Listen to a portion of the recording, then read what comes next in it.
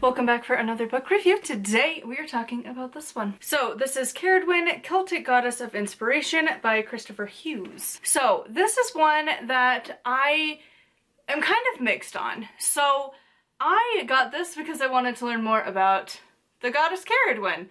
And it does have that, but it also kind of really doesn't. So a lot of this book is like kind of the context around her, which is fine. But at the same time, it's like, okay, and? Because, and I don't know how to say the other guy's name, but it's like the dude that she ends up kind of birthing. Like, Talasian? I don't know how to say words. But him, this book kind of constantly central around him, which is fine, but it's like, but I didn't buy a book on him, I bought a book on her.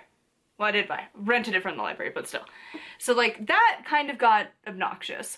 Like, I get that he's a huge part of the story, but also, I don't care. Like, tell me about her. And, like, there really wasn't much outside of one myth, and I don't know if that's because she's only in one myth or not. And, like, there's a little bit of discussion on, like, just random bits. Like, there's the stories, the myths that come from the... I don't know how to say words again, like Mabagani, again, butchering words, but like the collection of stories that I don't know if she just only features in the one and that's all we've got to run off of. I don't know, but really it was just the one. And if you don't know the myth, basically Cerridwen is brewing up this potion, which he doesn't mention the daughter in this and like the why she's making this potion, but that's how I've always heard it. That she has like this beautiful, gorgeous daughter, and then she has a son that's not that. And so she's making this potion for a year and a day, and then in this, he says that she just suddenly gets so tired, which is like, well, yeah, if you're trying to maintain your focus of a spell for a year, yeah, you're gonna get tired. But I feel like there was more to it. And then, like, she has a blind guy and, like, some servant dude, kid, take over for a minute. And, like, depending on where I've heard it, sometimes he does this intentionally, sometimes it's accidental, sometimes she just messes up the timing, but the kid ends up getting the potion, which is like 3 drops, and then suddenly he has all of the like wisdom and stuff, which again, if the spell was in the one thing that I had heard, was supposed to make her son beautiful. So why is it now making this kid smart? Whatever, have to look into that further. But Cerridwen gets livid and chases him and is going to kill him.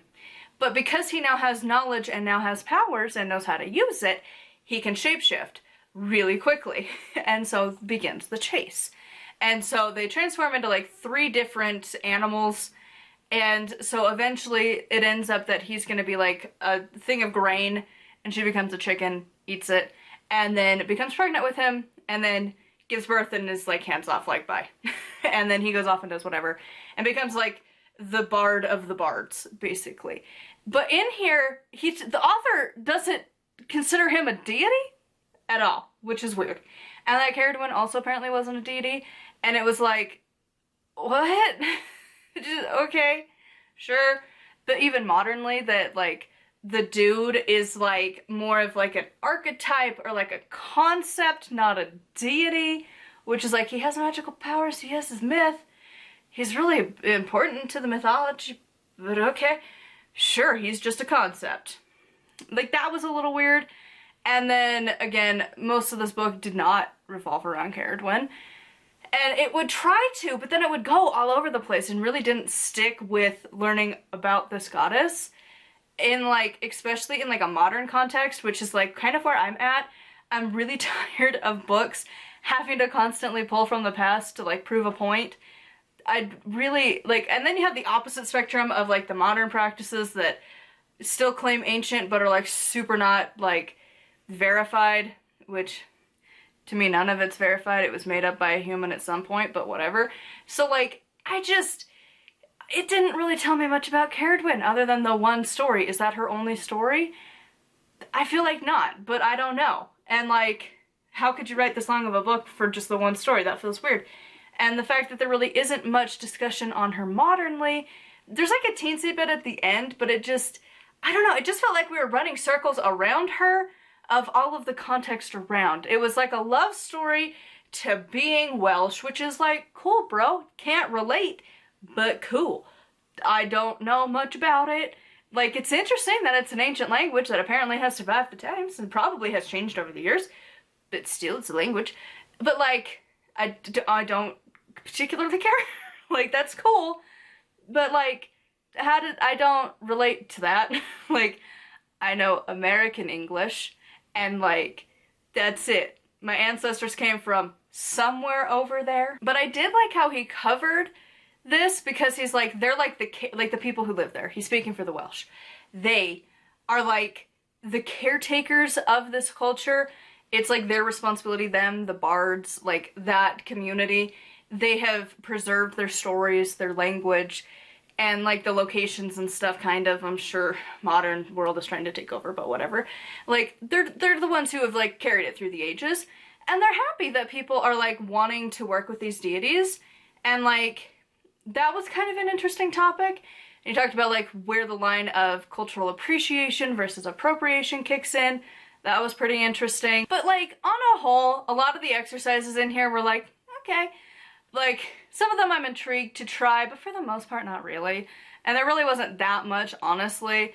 I had a lot of higher hopes for this book that just were not met. Like, one of the things I did like is that he talked about how Cerridwen seems to like people who will like rhyme. He also made the thing of like, well, you should learn the language, and I'm like, listen, if I'm learning any language, I'm learning sign language, because that's awesome. Like, that's the language I want to learn. But like, realistically, if I'm learning another language, it's gonna be the one that I need to know, which would be Spanish. And I don't even know if there's a variation of Spanish, like how English is different in other places. I'm sure Spanish has the same thing, but like a basic of that. Because that's the second most common language around here, is Spanish. So like, that would be a convenient one to know. But also, if you have people who are deaf, that's also a really good language to know.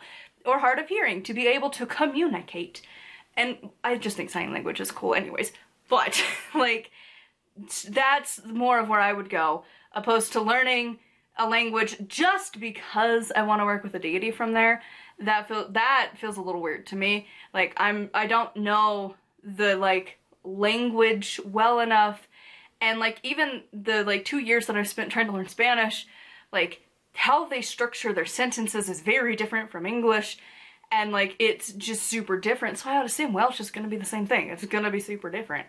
So like, I don't know, I was like, yeah, no, I'll pass on that. But I can give you rhyming. I can see how she would appreciate rhyming. But like, I don't know, it was one of those, like, I had high hopes for it. Is it a terrible book? No. Did it inspire me to want to learn about her more? Yes. But also, it didn't answer the questions that I really wanted it to. And like, I don't know that there's going to be a lot of books out there like that, because so many of these authors are going to come at it from like the academic side, which gets really boring. The sources are biased. They're super biased. So like, we're putting that on like such a pedestal. It's like, why? Like, could we talk about modern practices, modern beliefs, like modern tellings of the myths too? Because that changes context a lot as well. Because like, I've noticed it with a few, but like, one of the more common ones that we see nowadays, which I've mentioned multiple times, but like, look at the myth of Persephone. How our ancestors viewed that myth and how we view it are very different. And it fits our times. It fits the world we live in. I think the myths can evolve over time, and we can look at them very differently, because in the past, she was kidnapped, she was held against her will, and her poor mother's just out trying to find her daughter. And then the modern telling is that she didn't want to just be Demeter's daughter. She wanted to be her own self. And then she finds Hades and is like, I could be queen of here. Yeah, that makes sense, actually. I'm gonna stay. And like how she specifically only ate 6. Because if you've ever eaten a pomegranate, eating 6 is like a very specific task. Like, there's no way you just conveniently pick 6 with those little tiny little blobs, you know? Same with Medusa. A different video that I'll shout out here that just barely covered it is Shadow Harvest. She just did a video talking about Medusa, and she talks about the myth and how it changed and how like her, like, how she evolved over the ages, basically. And it is a very good video. I highly recommend that. But that's another one. Like, we look at the myths differently. I mean, look at our ancestors. I don't think there was a whole lot of people really loving Loki. He's kind of chaos. But nowadays, there's like probably hundreds to thousands of people who honor him often. He could be their patron. Like, it's very different than our ancestors, so why not talk about the modern with Cerridwen? Because she is like one of the tip-top options. People are always here for Hecate. They're always here for Cerridwen. Like, she is like the queen of witches of sorts from like the Celtic region versus Greek and Roman mythology. She's the other option because she is this goddess of magic. And like, learning the magic system is intriguing. This book talks about that a little bit. Personally, I'm not like a huge fan of it. Fire is my favorite element and it is totally excluded. And I'm like, listen, you can't cut out my favorite element. But like, it also got me thinking of like how, and I probably mispronouncing again, the Awen, like to me, that could so easily stand in as a representation for spirit. Like the way it's described totally could be the element of spirit. Obviously, I know that's gonna probably ruffle feathers for those in the like druid bard communities from here, but like, as a witch doing my own thing over here in Utah, it fit pretty well. So anyways, overall, this book isn't bad, but like, definitely you want to have like an academic mindset going into this and like a sprinkle of witchery. Also, his shoutouts to his YouTube channel aren't really that helpful, to be honest. Just keep that in mind. It wasn't my favorite guided meditation ever, but it is what it is. So anyways, I would love to hear your thoughts on this one and your favorite book on the topic of Cerridwen. Do you have a modern interpretation of her? I would love to hear about it in the comments down below. Until next time, thank you so much for watching. I upload every single day, so make sure to like and subscribe so you never miss an upload from me. Till next time, blessed be.